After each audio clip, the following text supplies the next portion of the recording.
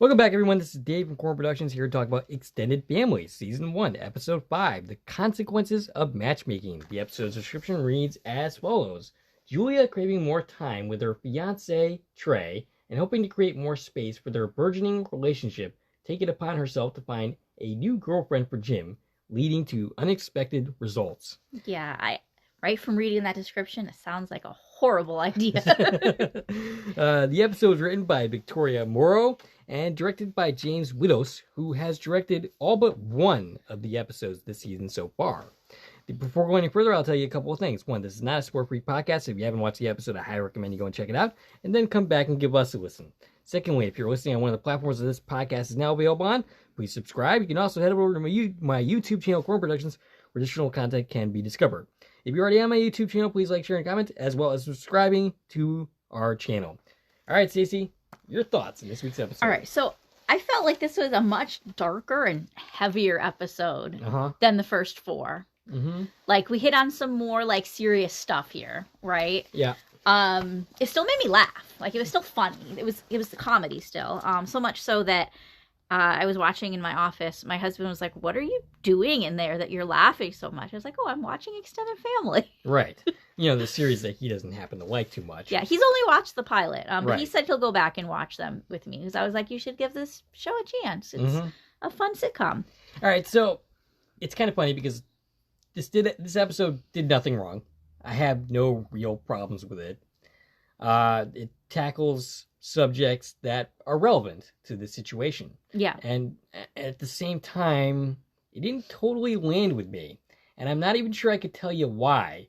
Just something in the execution didn't totally work for me. And I couldn't tell you totally why. But So, it's a worthwhile story to tell. we highlight in this episode how terrible of parents both Jim and Julia are. Right. Oh, but it goes well beyond that. As well as how crazy and ridiculous they both are. Right. There's been scenes in the past where we can see, mostly it's usually aimed at like, oh, Jim's the ridiculous one, and Julia tends to look a little more sane. Yes, not so much this one. And then you can see like how Julia and Trey are really well paired, right? Mm-hmm. In this episode, we really see how Jim and Julia were well paired and how they worked so well for 17 years that they were married. Mm-hmm. Yeah, and I will say that I really did like the final scene of this episode, more so than I liked everything else I followed. And like I said, I don't really have any problems. Wasn't your favorite? I didn't connect to it as much. Yeah. But yeah. So do we have anything else to say Let's before? just jump into the scene by scene. Okay, so Jim is brushing his teeth when he notices something on his skin that alarms him. Yeah, and at first I thought he was checking out his muscles because he was like looking in the mirror, holding his arm up. But yeah, then he looked alarmed and he calls Julia. Because of course he does. Right. Julia's ringtone for Jim is "Jim is calling. Jim is calling." Yeah, super annoying. Why? Yeah. Why'd you leave that as your ringtone? Yeah. The only way that would make any kind of sense to me is if Jim set that ringtone for her. Right, but why didn't she change it? Right. So she wakes up and answers the phone saying, "Yo."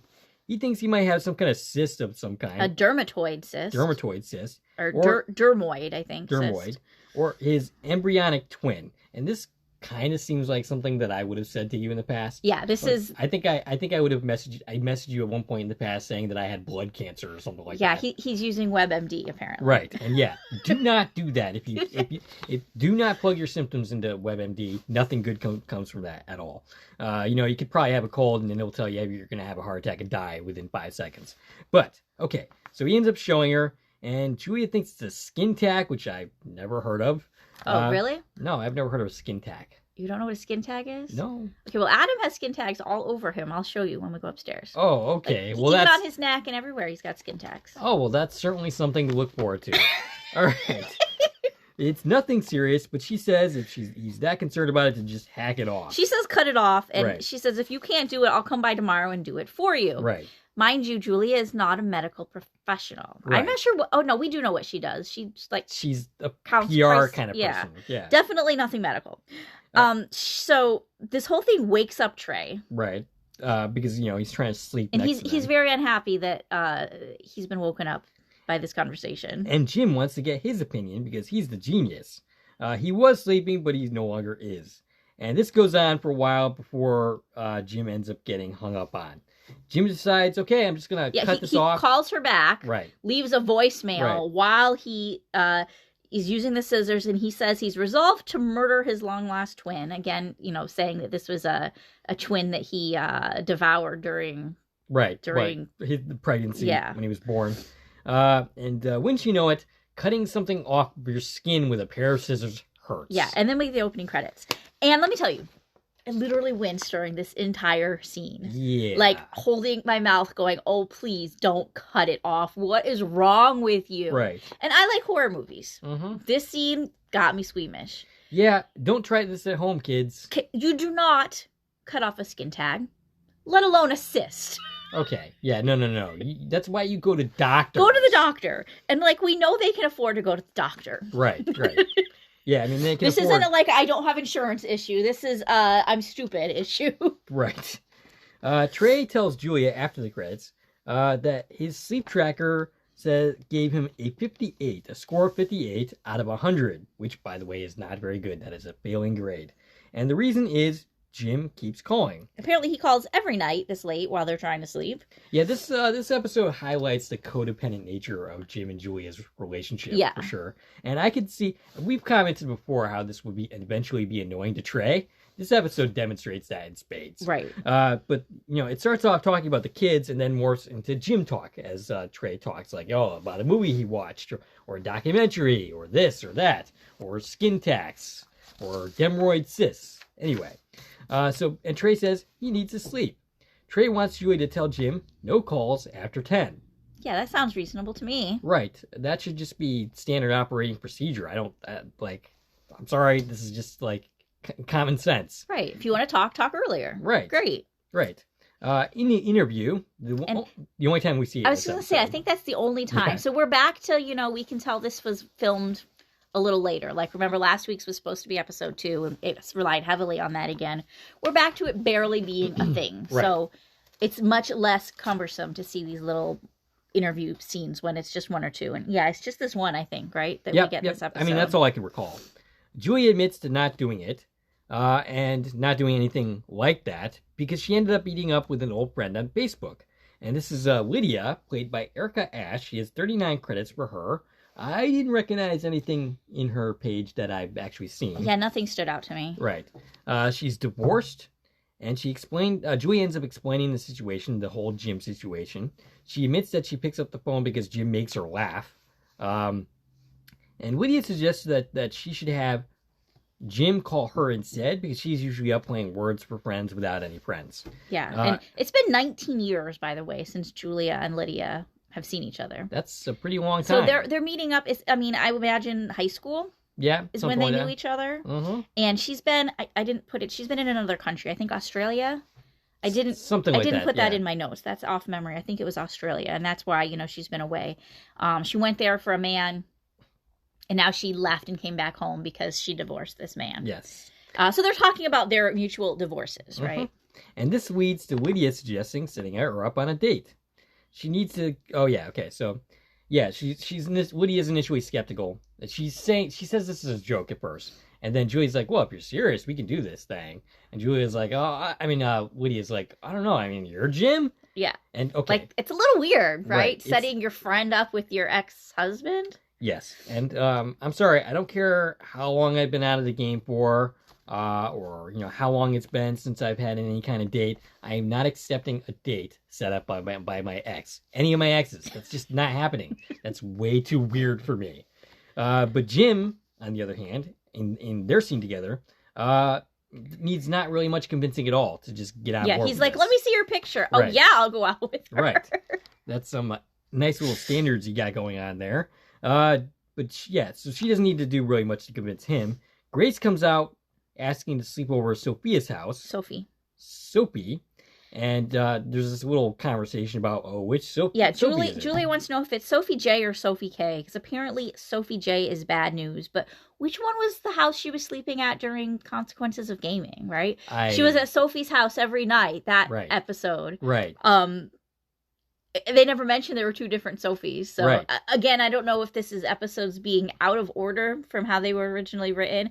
I almost feel like we're going to get a whole separate subcontext if we look at these episodes out of order. Maybe.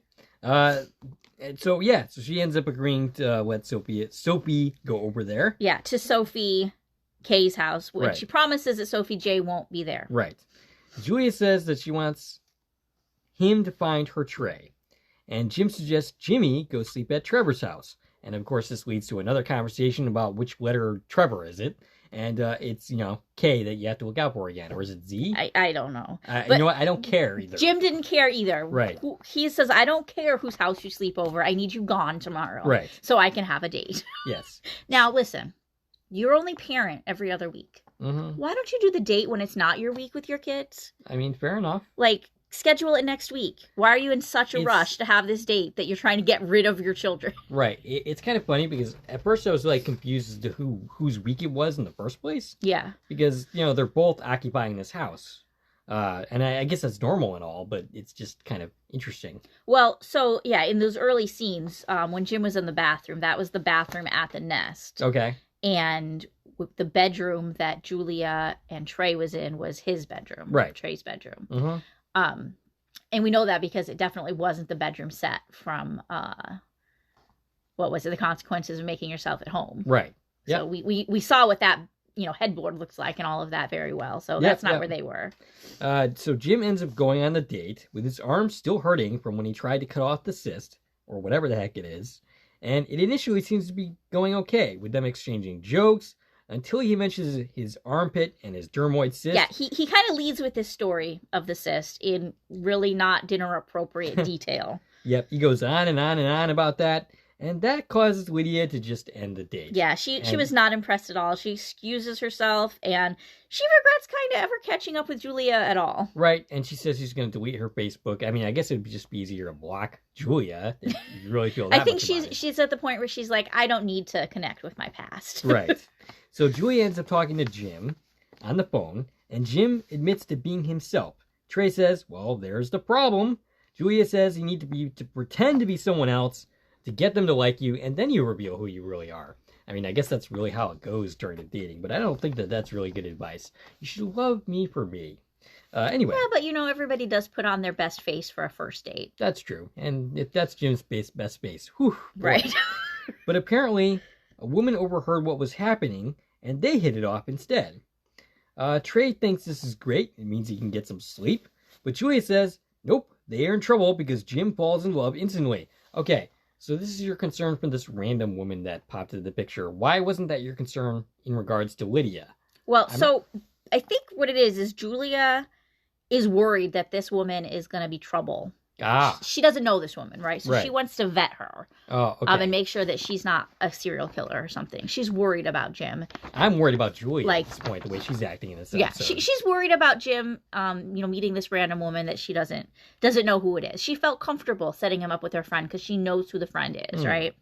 And I mean, I kind of get it because Jim is with your kids right now. Fair. So, I mean, it is kind of weird if he's bringing some random woman home where, we made the whole point of you're not allowed to bring women to the nest. Right, yes. Like, we've covered that. Yep. So, yeah, he met a woman named Theolyn. She vacations in Santa Fe, and she's dressed head to toe in turquoise. And at first, after this conversation, they show him sitting at the table alone. And for just a blink of a second, you think maybe he made the story up. Yeah. But then she comes out of the bathroom, and we see that he was telling the truth. They've really hit it off. She just loved his cyst story, and they're having a great date. Yeah. And meanwhile, Julia decides to do the same thing to go and stalk them. And Trey reluctantly goes along with this. Yeah, so she dragged Trey with her. They get to the restaurant, but we find that Jim and Theolyn have already left, but the waiter definitely remembers them because he has souffle on his tray that they ordered but didn't stick around to eat. So Trey takes it upon himself to take the souffle. Of course, he's very happy to eat food that someone else has paid for. Yes. But Trey, I don't know, you're used to going to fancy places. You're not supposed to actually take the dish with you and leave the restaurant. No. He takes the whole dish with him and brings it back to the nest. Right. And yeah, speaking of which, after learning that they went back to the nest, they do the same thing and go to the nest to interrupt this date. And Trey, again, is going along with this. Yeah. I would have put a stop to this a long time ago. Like, no, we are not doing this. But, you know. All right, so they interrupt the date. Who, what's the girl's name? Thea Lynn. Okay. And, yeah, things were going very well. And Thea Lynn, by the way, is played by Missy Yeager. Missy Yeager. Do you know anything about her? Again, she had a lot of credits. Nothing stood out to me as anything that I particularly know. All right, so they interrupt this date, which was about to get kind of frisky. Yeah, she had actually asked if she could take her dress off. Right. And, you know, despite her best efforts to try not to ruin the date, she still ends up ruining the date. She instantly regrets the decision to come in here. Like, they had set up a safe word, the I want to leave word. And I forget. Oh, souffle. Souffle. Yes, and Julia's like, souffle. Right. Like, oops, I made a mistake. But she tries covering for it by explaining the situation and that she's here to pick up some of her stuff, which might have flied. Yeah. You know, like, we saw Jim randomly walk in and because of a fishing pole before. There were several points that Julia had just simply stopped talking and left it as it was. It probably would have worked. Yeah. But then she kept going on and on. The thing that she said she has to get is this like giant 3-foot vase. Right. Which obviously is not something you need. Right. Why didn't she just go into like the other room and get some personal item? Right. And call it a day. Like, ooh, I just found this sweater, even if it's one of Grace's sweaters or something. Yeah, I needed it. Right. But so between our three main adults, none of them really did a good job of explaining this living situation. Right. So they didn't really say we're co-parenting and we take turns. She's like, I live here sometimes, and here's my fiance. Right. And I can imagine that this woman thinks they're all insane because nobody like really explained it to her. Right. Like, oh, I'm not supposed to be here. Sorry. Right. So yeah, she ends up leaving. Julia apologizes to Jim. Jim claims that he is not angry, just baffled by what he just witnessed, but realized that what she did was out of her post-divorcedness and that she was worried that harm would come to him and that it would be her fault. Yeah, so he knew that she had good intentions. Mm-hmm. And he's not mad because this night really like just reminded him of, I'll quote you here, the post-divorce possibilities also that are out there. And he said none of this would have happened if she were a normal person. Right. I would also argue that his date with Lydia wouldn't have ended as badly as it did if Jim were a normal person. Right. So it's quite possible that Julia would also not be here if he had finished the date with Lydia in a reasonable way. Right. And they're both just kind of crazy. Right. And they both have not figured this out yet. Mm-hmm. He asked them to leave, and Trey talks out of the side of his mouth to remind her no calls after 10.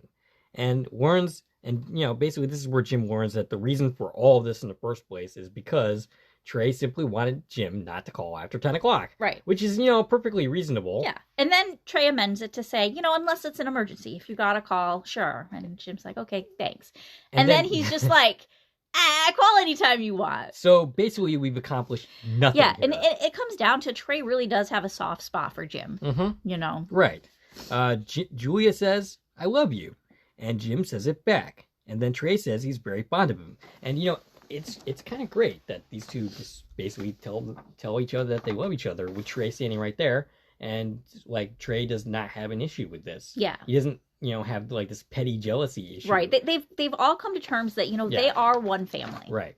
I mean, you know, this is an acknowledgement that just because your relationship doesn't work doesn't mean the love goes away. Right. Love always stays. Right. I mean, not always. They, you know, they definitely have a really good post-divorce relationship. Right. And even though they're terrible parents, they're doing a pretty good job at the end of the day taking care of these kids. Mm-hmm. And like I said, I really do like this last scene. Like, I don't necessarily, it didn't quite land with me the rest of the episode, but I do really love this scene. And specifically how this ends right here. Grace comes home, acting like a sketchball, saying that Sophie, whoever... She's, okay, so here's her excuse for why she came home. She says Sophie J crashed the party and smelled like pot, so she did the responsible thing and left immediately. And she's giggling and telling her not to... she's giggling, says she has to take a shower, and says no one hug her. So it's very clear that she was actually smoking pot at the party too. Right. Yes. And the crazy thing is the adults are all so caught up in their own thing, they literally don't even react to this. Right. They don't even acknowledge it. I don't think they notice that something is wrong with Grace. Yes. Yeah. Julia says it must be fate. If Jim had been doing the tango or whatever, I don't know what Julia said, the exact words that Julia used. Grace would have come back to that scene. Yeah, she'd have walked in on him Right. with Thea Lynn. So she's like, yay for me, I got rid of her just in time. Yeah, but Jim isn't buying this. No. And Julia's like, well, I tried. And then she goes to leave. Jim and Trace wooed each other, and that is where the episode ends. And there's not like a post-credit Yeah, the sequence. credits. This is the first time that we've seen that, where there wasn't this entirely separate post-credit Mhm. scene. This was the credit scene. Right. Which I liked that. I liked that it just flowed a little better and we didn't have this completely unrelated scene just to have credits in. Right. But I mean, they need to deal with the fact that their daughter came home after smoking. Now, why'd she come home anyways? I don't know, but actually, that is a good question. Yeah. She was making up an excuse for why she was smoking pot, but then why did she go home? Right. She was making up an excuse like, oh yeah, she was smoking pot. That's why I left. Right. So why didn't she just stay if she was Right. having a good time? Like, Right. go So to who the knows what's stand. happening with her? But you know what? The parents should be finding out what happened. Yes. Because obviously something's going on with your 14-year-old daughter. Mhm. And you really should address the situation. But they honestly missed it. Right. They haven't a clue. So bad parenting all the way from getting rid of your kids just to go on a date when you could have just waited 3 days until you're free from them. Because Right. you're only a half-time parent. Right. All the way to everybody in the room like totally missing what's going on with Grace. Mm-hmm. They were never like, oh, that's your problem to deal with. They just like, whoop, didn't see it at all. Yeah. And you know, what if she had walked in on him and Thea Lynn? Even though your kids are supposed to be gone for the night, like maybe you shouldn't be making out in the living room. Perhaps not. There are a thing called bedrooms. Right. I mean, And, you know, I kind of get the whole, you know, we're not allowed to bring people to the nest rule not applying due to the fact that the kids were having sleepovers. right. But still, like, this is not the best way to do this. Right. This 100% should not have happened until he was on his off week. Right. Yeah. Yeah. All right. So we got anything else to say about And this episode? Nope. Just on that same line, like, you think somebody would have brought up that fact, right? Yeah. The whole, like, you're not supposed to have somebody here. Didn't you just give us all this crap for my fiance wanting to sleep here? Right. And you're bringing a woman you met 20 minutes ago home. Right. Well, I mean, continuity is not the series' strong suit thus far into this series. But yeah, like I said, there was a lot of just, it was kind of heavier and darker, Mhm. right? Between the whole, like, let's start dating again and how they're dealing with their relationship with each other and what's going on with Grace. Like, all situations that come up when you get divorced. I'm sure, yeah, especially if you're trying to, you know, be such a big part of each other's lives. Right. These are all things they need to figure out, and they obviously have not. Right. They have a long way to go. But yeah, I really think it highlights just how insane Jim and Julia both are. Right. And Trey's just kind of along for the ride. Poor Trey. You know, if I'm Trey, I'm not sure I would put up with this situation. I don't know. Yeah, he puts up with a lot. Yeah.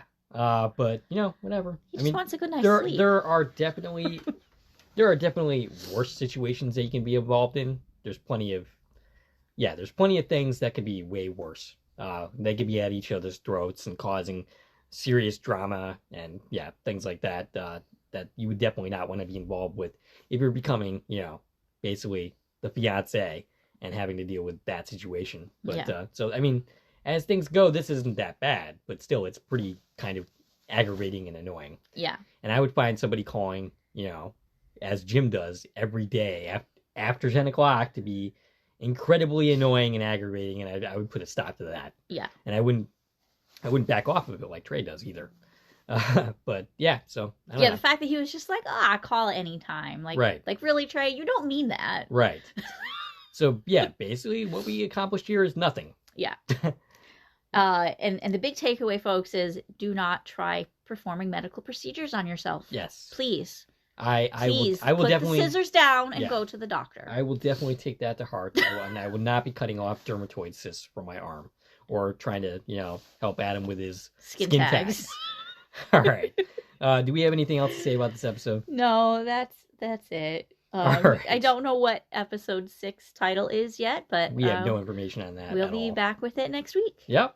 All right. We'd like to hear from you. What'd you think of this episode? What'd you think of this podcast? Stacie can be reached at. I can be reached on Twitter, X, Instagram, and Threads at TVN Coupon Talk. If you like this video and want to support the channel, there are a number of ways to do so. You can follow me on Twitter at Corn Productions. You can join one of my Corn Productions Facebook pages. You can buy something from the Corn Productions store on Zazzle. You can buy me a coffee, which is a new way to support content creators such as ourselves. I'm not supposed to say that anymore, but whatever. You can join the Corn Productions membership for 99 cents a month to help support the channel. And of course, you can like, share, and comment on this video, as well as subscribing to our channel. This is Dave and Stacie from Corn Productions, signing off.